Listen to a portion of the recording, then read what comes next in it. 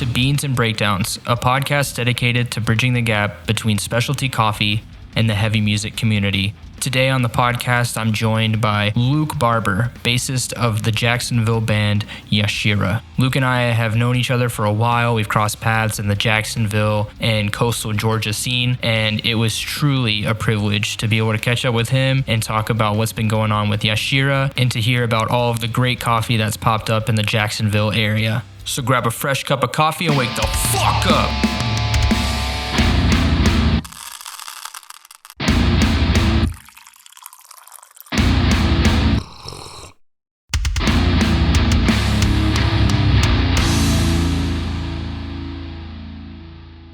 What's going on, Caffeinated Crew? I'm here with Luke Barber, bassist of Yashira. Yo. How's it going, man? It's good, man. Hot and sweaty. But we're having a good time here, man. Just having a blast. Having a blast. I know that you just had some coffee. I don't know if you're drinking any coffee, but usually I would ask what you got on your side there. Dude, this one, it's gone. But you can kind of see a little residue in there. You see that? There's a peach. There's a peach in there. There's a peach. I went to a bakery earlier this morning, and it was a peach cold brew, peaches and cream cold brew. Ooh. And I got it with some oat milk. That sounds good. It was good. It wasn't very strong on the peach aspect. Still tasted like just a cold brew with oat milk in it. It was a little sweet, but hey, it was delicious, man. I would get it again for sure. That's cool. Yeah, I like it when they infuse cold brew. Like a lot of people do lemonade and cold brew here. Dude, that is a trend that has not caught on here in Jacksonville, but people are sleeping on it. It's good. Dude, it is a great combo. My girlfriend kind of was talking shit to me the other day because we got a cold brew maker and we just happened to have a jug of strawberry lemonade, and it was like strawberry lemonade with pulp, so it's like super thick lemonade, and it was good. It was really good. But I got inspired, man. I made a little cold brew strawberry lemonade there at the house, and it was delicious. But she was definitely roasting me, saying that was a unnatural pairing, and yeah, I thought that was kind of fucked up. Don't knock it till you try it. That's all I got to say about that. Straight up. The only time I've seen that at a shop was in North Carolina. Mm-hmm. I don't know why that's not here. I'm drinking, it's a roaster from Toronto. It's called Mello, and it's their Ethiopian Bombe W. I don't know what it is in English because I got the French bag, but it is it's a washed and then dry fermented Ethiopian coffee from Sidama. It Excellent. Is super, super great, but it's got a lot of tropical, like I almost taste like a black tea and some honey, but it's definitely got some of the tropical, like it's got some peachy, some berry notes to it. Really good. The fermentation tends to bring out a lot of those, strong, like fruity notes. So yes, really, really good. Things are just great. I love it all across the board. Fermentation is just awesome. Beer. Yeah, fermented beer is great. Yeah. My favorite beer is fermented. Right. Yeah, no, that's rad though. I tend to lean more towards like Ethiopian. Yeah, for sure. Well. I'm a definitely a washed Ethiopian guy, and then I like Colombian coffees a lot. So the shop that you got your coffee from, is that your favorite shop, or do you have I know Bold Bean was like the shop last time I was there. Dude, that's definitely the biggest one here as far as local coffee goes.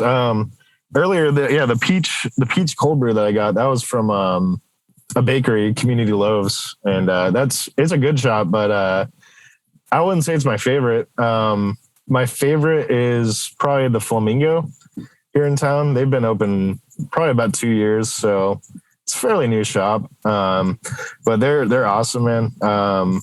They open early, which I enjoy, and close pretty late. They double as a bar, as well. Yeah. So they do coffee and beer and wine. But it's a small bar. But everybody in there is super friendly. It's small, but not like exclusive. You go in there and you can have a conversation with anybody, which that vibe is really awesome. Nobody's like a dick there. But yeah, they don't roast their own. They get it from Heart, I think is the name of the roaster. They're out of I believe it's Seattle. I think they get it shipped in from Seattle. Okay. And yeah, their coffee is just fantastic. That's definitely the go-to spot. Pretty much a lot of my friends, they end up going to the Flamingo for coffee here in town. It's kind of the go-to spot. I don't know how else to say that, but yeah. But there's some other good ones in town for sure. Bull Bean is obviously up there. That's like, that's a mainstay. They're everywhere now. They sell their coffee all over town, all over the Southeast, and a lot of people are familiar with that brand. And yeah, they're great. They're always pumping out good stuff. They recently switched from a regular nitro cold brew. They've stopped doing their nitro, which was basically jet fuel. And it was awesome. But they switched from nitro to canning. They canned all their cold brew now. Yeah. It's good, man. It's good. They do 2 different types of cold brew, and yeah, they're delicious. I get those often. You can get them at I think you can get them at the airport and stuff like that. It's like Whole Foods. It's everywhere. Yes, dude. Exactly. When people think of Jacksonville coffee, I think that's the brand they, associate with Jacksonville. So I'm going to shift gears a little bit. Go for it. Over to the music side. Hell yeah. What was your introduction to the scene? Because I know we have crossed paths years ago. I was going to say, I think the first time you and I met was probably either 2010 or 11. It was definitely around that point. Our bands played together. I was I was 14, 15 at that point. I couldn't even drive. So that was awesome, man. That was essentially my introduction was, sort of playing in Christian metal bands, metalcore and hardcore bands. That was awesome. That wasn't originally how I got into heavy music though. First CD I ever bought, or I didn't buy it. It was gifted to me. It was a Nirvana CD. It was the first Nirvana album. And when I heard that, I was like, oh damn, I kind of want to learn how to play bass, because it's Nirvana Bleach. The very first 5 seconds of the record are, it's just a nasty bass riff. And that's how they kick off the record. Mm-hmm. I always thought that was the coolest shit. So that was probably the moment when I was like, dude, yeah, I kind of want to play bass. But yeah, I was uninformed as a kid. I didn't have too many ways to find new music. But my brother was tapped into these avenues where he was able to sort of learn about new bands and stuff. And I just learned everything about heavy music essentially from him when I was maybe 12, 13 years old. And yeah, he got me into I would say just more aggressive shit than Nirvana or early Foo Fighters stuff. Yeah, he got me into, I don't know, just a lot of metalcore bands that were definitely heavy in the Christian scene. Yeah. So from there, I kind of, that was my start at live shows. Just checking out live bands that were not worship bands or, country rock bullshit, So yeah, dude, all about it, but I'll go ahead and say it. Murray Hill Theater here in Jacksonville. That was the spot. That was the spot for years. And, they're still around.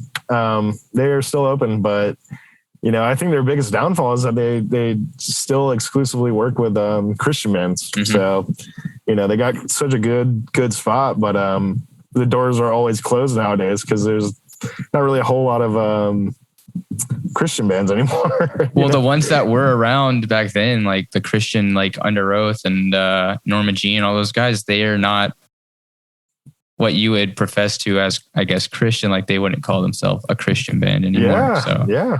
Speaking of which, I just checked out those 2 new Under Oath tracks that just came out. You heard them yet? No. Dude, it's pretty wild. Like, they're saying like fuck and stuff in it. Like, I know if that came out, 10 years ago or whatever, that would have been pretty wild, but they would have shut it down. Yeah. Yeah, it would have been shut down real quick. But I know they sort of came forward and were like, yeah, we're not really a Christian band anymore. I'm sure some of those guys are still Christian, but yeah, that is just crazy. Like, you wouldn't expect that years ago. But yeah, all this to say, the Christian scene just isn't necessarily super strong anymore, which is, it seems natural to go that way. That first show that we played, yeah, it was New Year's Day. Dude, holy shit. Yes. 2011. Dude, yes. That may have been the very first time we met. Yeah. Or maybe like shortly before that, if anything, I might have seen me and the Trinity. That was our first show. That was the first show. Okay. So that definitely was the first time. Yeah. Cool. Dude, that was, man, that was just a blast. Like, it was crazy. It was a floor show in Murray Hill. So, it was like everybody was kind of packed in. Mm-hmm. It was fun. Yeah, that was, well, I know way back in the day, Murray Hill used to do a lot of those shows where people would play on the floor. And I think that was their first time doing it in like 5 years or something like that. So yeah, that was lit. But talking about, going from your introduction and being in the bands, Yashira has been around since 2015. Yes. I noticed you guys right off the bat, like you said, that Code Orange show was like the 4th or 5th show. You guys seem to gain momentum really, really quickly. What kind of started from that original, formation in 2015 to where you guys are now? I mean, dude, I honestly can't even like tell you what it was that got people kind of into it right off rip. Maybe it was that they could tell that we were kind of taking it seriously, and trying to play really gnarly stuff and be like really precise about it, but still, loud. I don't know. Like, I think people kind of saw that we were bringing a whole atmosphere to the table. And that was something that a lot of Jacksonville bands specifically were not doing around that point. A lot of bands here are into, the hardcore sort of, stereotypes, I guess, like fast riffs into a breakdown, into, like a 2-step or whatever, Right. But I think people saw that we were kind of doing something a little bit different. And I mean, beyond that, I don't know why people were sort of into us right off rip, but hey, it was awesome, man. I think we had really good opportunities like super early on too. And that got our name out, right pretty much immediately. Our first show was like a fest that like Negative Approach played, and I can't remember who else, but like the second show was with High on Fire and Crowbar, and then we played with Code Orange, shortly after that. Now that I think about it, that was not one of our earliest shows, the Code Orange show, but it was the final show on our very first tour. So that was still pretty early. I think that was 2016. Either way, though, we just had awesome ass like opportunities like super early, and met a ton of people that ended up helping us to this day. And I can't really verbalize what it was that got people sort of attached to us.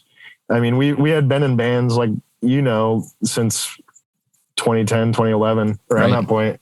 And a lot of the time it was like people, well, I can only speak for myself, everybody else was in other bands around that point, but it was hard for the majority of people, I think, in town to sort of respect what we were putting out when we were kids. And I think, just through doing it a bunch and continuing to put ourselves out there and that kind of thing, it sort of made people respect us. Even if they didn't necessarily like the music, they still had some sort of respect for us. So that was nice, man. And I think the drive to get out of town, I think that was something that people attached themselves to as well. Right. You know, Yashira and our bands in the 2-3 years prior to Yashira, we were, you know, doing small tours, playing around the Southeast. And yeah, you know, I think people saw it as like, oh, they're doing what like, well, people here in Jacksonville are probably like, oh, they're doing what, you know, Evergreen Terrace did or whatever, you know, they're getting out of town and playing for what could be perceived as a bigger audience, you know, right. Even though sometimes the shows weren't so great. Yeah. You know? Yeah. You know I know how it goes with the playing to the other bands. Yeah, dude, it happens. It happens, you know, all too frequently. Right.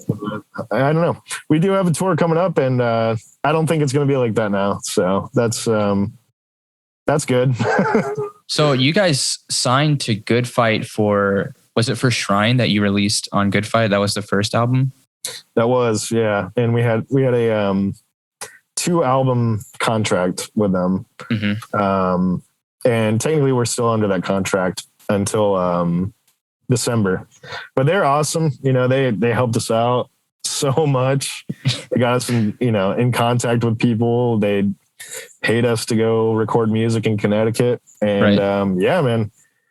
Some people like to talk shit about like, oh, signing a contract, you know, you're signing away your soul and that kind of thing. But I don't see it that way. You know, It was just a stepping stone. And yeah, they're great, man. They're great. They pretty much picked us up with us having basically nothing out. Like right.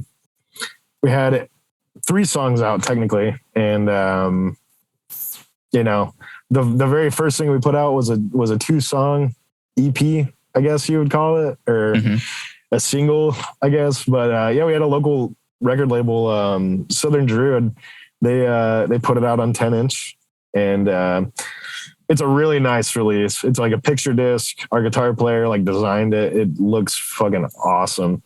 And you know, that just goes back to what I said about just having like awesome opportunities like really early on.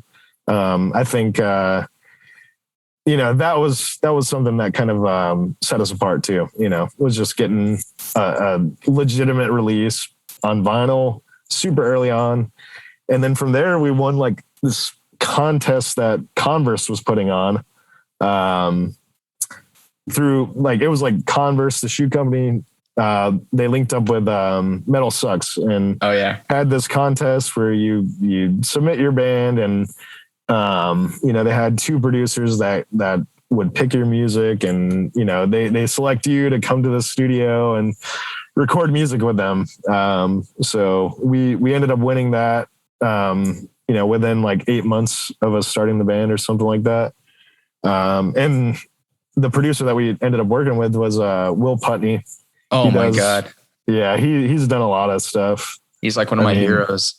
Yeah, dude, his resume is like a mile long. Yeah. It's crazy. He's very just awesome, just an awesome guy. But really, we kind of went up and met with him in Brooklyn, recorded a song, and we realized that we worked really well together.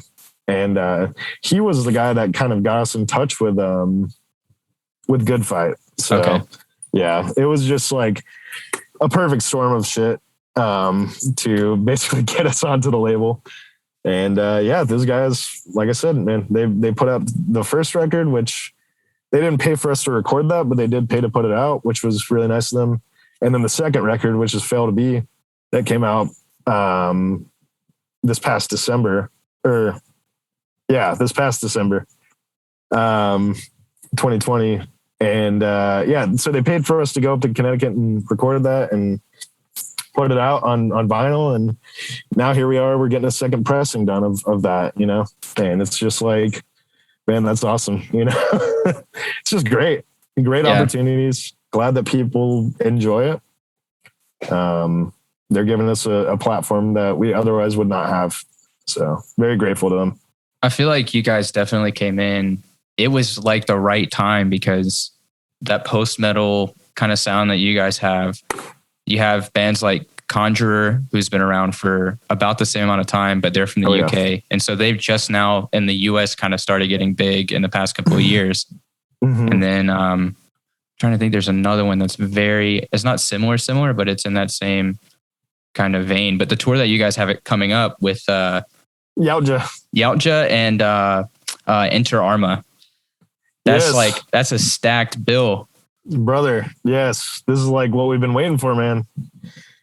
Yeah. I mean, we've been touring, since the start of the band, and we've done some tours that didn't necessarily make the most sense for us just because, it's like, oh, it's still a good opportunity, even if we're the oddball on the show. But this is like probably the first tour that we've had where it's like, yeah, this is like where we kind of belong, this realm of bands, just metal, not any frills or anything like that, just kind of gnarly riffs and good tone, Yeah, for sure. That's the world that I think we will thrive in. So I'm excited, man. It's been a long time coming on that. We had tours, prior to COVID that were going to happen that fell apart for various reasons, and then after COVID hit, we still had other tours that we were like, oh, maybe this will happen.